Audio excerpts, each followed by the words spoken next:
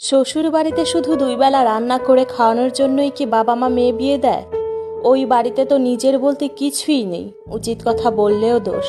যতক্ষণ খেটে খাবে ততক্ষণ ভালো, আর একটু এদিকে সেদিক করলেই খারাপ।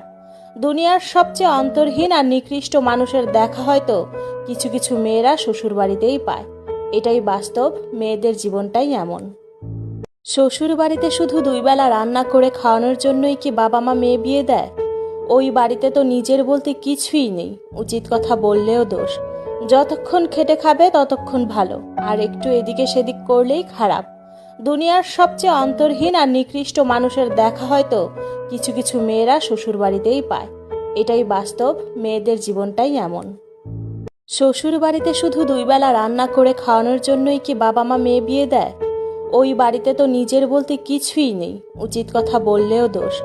যতক্ষণ খেটে খাবে ততক্ষণ ভালো, আর একটু এদিকে সেদিক করলেই খারাপ। দুনিয়ার সবচেয়ে অন্তরহীন আর নিকৃষ্ট মানুষের